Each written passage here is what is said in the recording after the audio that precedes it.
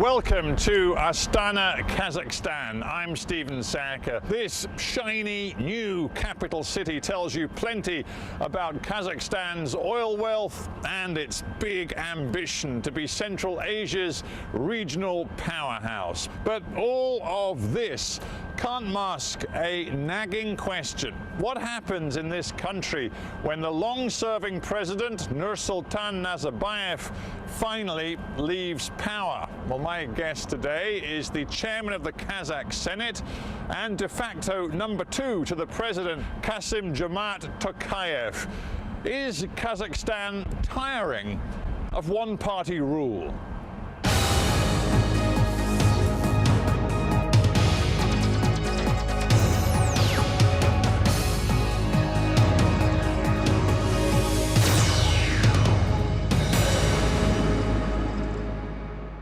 Kassym-Jomart Tokayev, welcome to HARDtalk. Thank you very much. You have spoken about the subtle balance in this country between stability and democracy.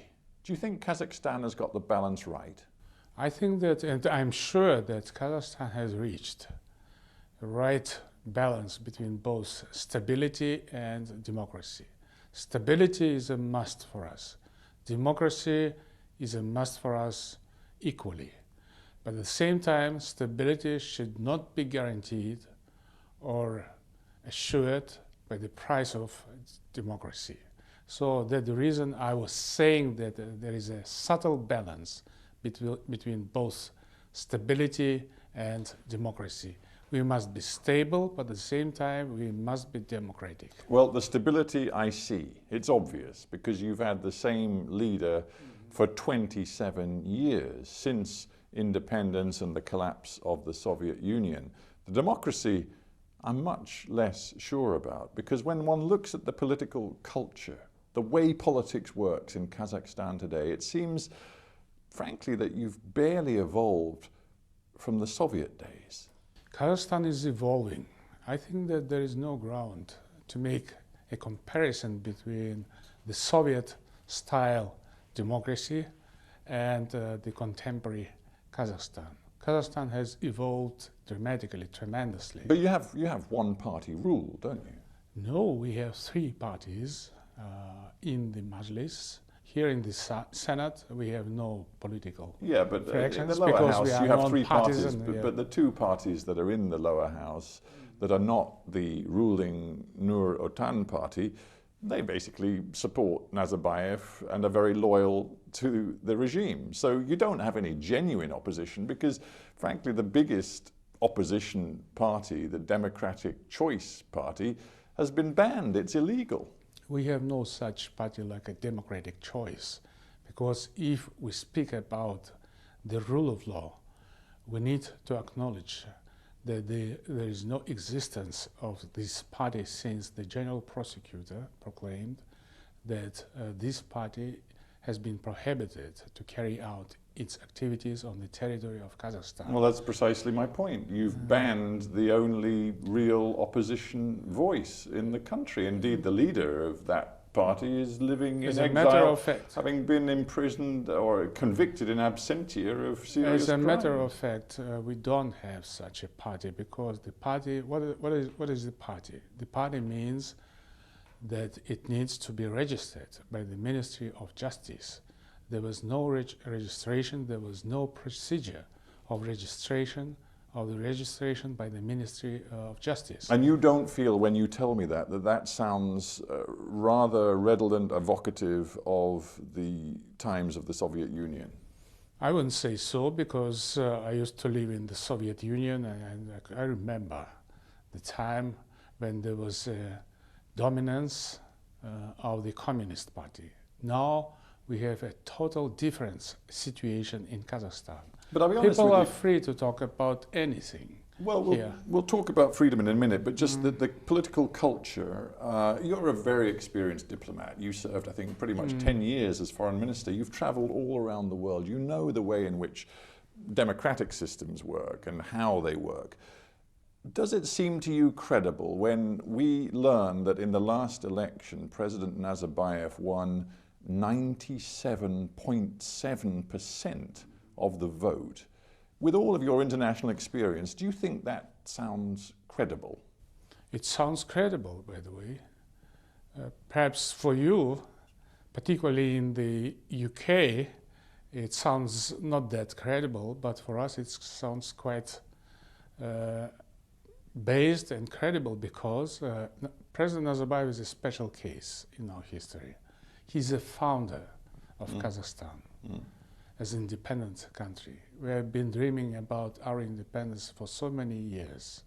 And for us, it was absolutely necessary to make sure that we will survive as an independent country. That's why I'm saying that President Nazarbayev is a special case. But you did also say to me at the beginning of this interview that yes, we in Kazakhstan must evolve. And it's that lack of evolution that I'm picking away at, because in the course of my time in this country, I met, for example, with Vladimir Kozlov. Now, he's an opposition politician, but he has found it impossible to operate in this country. His party, Alga, was essentially disbanded, and he ended up serving more than 4 years in prison, including a long time in solitary confinement. That, to me, suggests that Mr. Nazarbayev has stayed in power partly by ensuring that critical voices are silenced. I wouldn't say, I don't agree with you. As far as this party you mentioned about is concerned, it has been violating the laws of Kazakhstan. According to the constitution of Kazakhstan, nobody has the right to do so. That's the reason this party has been prohibited. And the guy, Mr. Kozlov, has been accused of felony. So I think that everything has been done quite properly according to the constitution and the laws of Kazakhstan. But I know you care about the international perceptions of Kazakhstan, and when Amnesty International names a series of prisoners of conscience in this country, political prisoners, when it says that people are imprisoned for expressing criticism of the regime online, that there is no free expression, that certain newspapers and online news organizations have been closed down.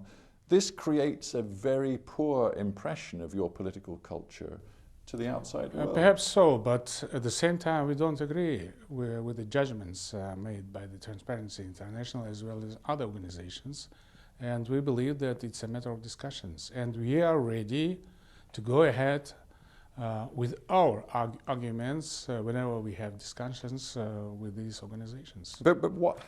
Why? Why, when a small number of people on May 10th decided to protest about the imprisonment of some political dissidents, why did the government send paramilitary police units to arrest them, and I've seen the video, to carry them bodily into police vans and detain them? Why would you do that? The same things do happen abroad, including Western countries. Everybody is doing its own job. It's not about democracy or the violation of democracy in Kazakhstan. If it's going against the law, or whenever it's going against the law, violates the existing laws, of course, the police will be doing its own job. But there were no injuries, there were no serious incidents during those demonstrations. The result, though, is that there's no political space for a vigorous discussion of Kazakhstan's political future. That's the reality. We have a lot of NGOs. They are free to join any NGO. I, as the chairman of the parliament, is absolutely active pushing the government to be more open with regard to the NGOs. And I think that it's interesting, you're pushing the government to be more open. Yes. Who are you pushing against? Not against, to be more when you say open. You're pushing, I mean to push the government to be more open to the civil society, to be more positive to the NGOs and those who go out to the streets to demonstrate against the government, they should have an opportunity to join NGOs so that they could speak out about their own problems. So our task, as I understand, is to provide some opportunities or more opportunities to the NGOs to be open to the civil society. It's a process, of course. It's not a final stage, but I think that we are on the right track. You just said that, of course, President Nazarbayev is a special case because he's, as many people say here, the father of the nation. But isn't that actually a source of vulnerability as well as strength for Kazakhstan? Because you've got to figure out what to do when President Nazarbayev is no longer in power. And there is no sense here of what will happen in that succession. It's not a matter of vulnerability. It's a matter of stability. It's a matter of confidence. Well, do you know what's going to happen when the succession time comes? First of all, I should mention that President Nazarbayev was elected till 2020. Whether he will be re-elected once again, it's up to him. He'll be, if my mathematics is correct, he'll be 80 by then. Yes, yes. Now the constitution in says... Malaysia, the Prime Minister Mahathir Mohamad became the chief of the government at 92. At 92. That's a very interesting comment, because I noticed the constitution says that because he's the founder of the nation, he can run as many times as he wants. But speaking frankly, I don't believe that President Nazarbayev will go to the presidential election in 2020. Don't you? I don't believe, because he's a very wise man. He's absolutely reasonable. And I think that in 2020 we shall have the presidential elections with other candidates except President Nazarbayev. Well, you are the de facto #2 in this country. I've never heard you or any other official say it quite as clearly as that before. So does that suggest to me that It's my personal opinion, but I think that in 2020, of course it's up to President Nazarbayev whether he will go for the presidential election. But I need to say openly that I don't believe that he will go. So as his de facto #2 right now, and one of the most experienced politicians in Kazakhstan, are you throwing your hat into the ring? Will you be a candidate in 2020? Oh no, I wouldn't say so, because it depends. It depends. But what I want to say that even if President Nazarbayev will not become the president of this country, he'll be exercising tremendous influence over the politics, either external politics or internal politics. But still we have time, and it's very much important that Kazakhstan will be as stable as it is now. One of the other problems that critics of the government here see with the longevity of the current regime, and of course of President Nazarbayev himself, is that they see it as one of the factors behind the growth of corruption in this country. The same people in power for so long, the same friends, cronies, associates, it has led to the development of a systematic corruption in this country. People complain about corruption, but at the same time I think that Kazakhstan is an example of how to fight against corruption. There were so many people, approximately 400 officials have been put in prisons for corruption. Please name one of the countries in the world, particularly in the post-Soviet period, in the post-Soviet area. I take your point. You, even as a very senior economy minister, a young star in the government, was locked up for corruption. But nonetheless, as one of the opponents of the regime put it to me in Almaty, he said, it's not a question of individuals, it is the system. The system is rotten. I don't agree with him, because, of course, everybody is free to criticize the system, but I don't believe that he is right. The system is good. We have a very good legal framework for fighting against corruption.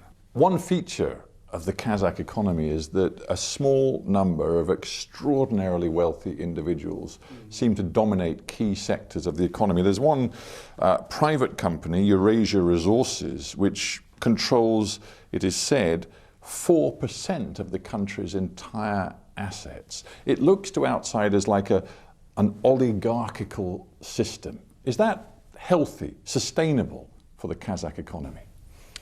It was quite necessary for our economy in the very beginning of our sovereignty. You need to remember that the whole economy was state-owned. So the company you mentioned about was one of the first to come to our market to privatize some major enterprises. And we are grateful to them to make this step because we had no traditions of private economy. Now people argue that this company is detrimental to our economy, they bring some problems and so on. I wouldn't say so, but I think that the answer to your question is to develop SMEs here. It's one of the major goals of the government formulated by President Nazarbayev. We don't have oligarchs here. What does it mean, oligarch? The oligarch means that he's a rich man and he wants to be near the government, near the president, in order to exercise influence. But that is precisely what you do have, and to make decisions instead of family. I mean, to make decisions instead of the government or instead of the president. We have no such persons here. Really? Yes. But what about the riches that we know have been amassed by people who are very close friends of the president, some of whom are within the family of the president? It's not true. There are speculations, a lot of speculations about that, believe me. Yes, they are quite rich, they are capable people, they are very much educated. Some of them have been educated abroad, including UK. But at the same time, to make judgments like the family runs the whole country, it's not true. Privatization is going into a new phase. You're creating an international stock exchange under British common law, and you're inviting international investors in. They have to have confidence that the system here is clean, that outside investors are going to be given full access to an independent judiciary. Can you give those guarantees? We can give those guarantees. First of all, there was a special amendment to the constitution with regard to the International Financial Center in Astana. It's a precedent, not only in Kazakhstan, but far beyond. And it's also one of the major answers to the corruption, as you said, to those negative things that unfortunately do happen here from time to time. And this is a real financial international center. And the barristers and the judges from UK also came here to get involved, to help us to run the financial center. I think that it's one of the major examples how we want to handle this issue. The other, seems to me, key pillar of your economic strategy over the next few years is trying to exploit your geographical position, in particular your proximity to the massive growth of the Chinese economy. But it seems to me the problem is that this is potentially dangerous for Kazakhstan. It could be very much a one-way relationship. China has an awful lot to gain. What does Kazakhstan have to gain? Without Kazakhstan, the concept one belt, one road will not be feasible. Our aim is to get $5 billion of profits, of revenues from this concept up to 2020. And it's both beneficial for China and for Kazakhstan. Do you think you've persuaded the Kazakh people that a very close economic relationship with China is in your country's interest? Because I remember the protests that we saw in 2016 when land reform measures were proposed that would allow Chinese farmers and agricultural companies to come in and lease farmland in Kazakhstan, and the Kazakh people, they didn't like it, not one bit. There was a huge confusion and misunderstanding. So we had to explain to the people that somebody is making wrong judgments from the plans of the government as well as of the parliament. But at the same time, just a month ago, we passed a new law here saying that there'll be no territorial or land concessions to any country, and first of all to China. And we are absolutely clear and open explaining our plans to the Chinese government, saying that as far as land is concerned, of course, it's a sacred thing for us. Just a quick thought before we finish on the other key strategic neighbor you have, and that's Russia. Vladimir Putin said this after the conflict began in Ukraine, the annexation of Crimea, the conflict in East Ukraine. He said this of Kazakhstan in 2014. He said, Kazakhstan is part of the larger Russian world. Do you in Kazakhstan agree with that notion? I think that, yes, Kazakhstan, as a matter of fact, is a Russian-speaking country. We have two languages here, Kazakh and Russian. Perhaps you noticed. I noticed, but I also noticed that your government is pushing the Kazakh language and also changing the alphabet, the script from Cyrillic to the Latin script, which Moscow regards perhaps as a sign that you are moving away from them. But speaking about the Russian world, we don't agree, because here we have our own world, which is Kazakh, and the presence of the Russian language, of course, is quite visible. And at the same time, we are facilitating and promoting English here in Kazakhstan. So the more languages our younger generation will know, the better will be for Kazakhstan. But let me end by doing what you in Kazakhstan do a lot, and that is by thinking ahead. You know, the president some time ago and the government issued a plan taking the country all the way through to 2050. So let's talk about 2050. In 2050, do you think Kazakhstan will actually be much more integrated with the Chinese economy than the Russian economy? I think that in 2050, Kazakhstan will be one of the major players, not only in Central Asia, but beyond. And my hope is the younger generation. Our young people are so bright, so smart, tremendously smart. And I think that we will be living in the very good country. And a final thought about 2050. In 2050, will Kazakhstan be a multi-party, truly democratic country, or will it still be a one-party system as it pretty much is today? Whenever you criticize Kazakhstan as a lack of democracy, I still don't agree with you. I'm sorry.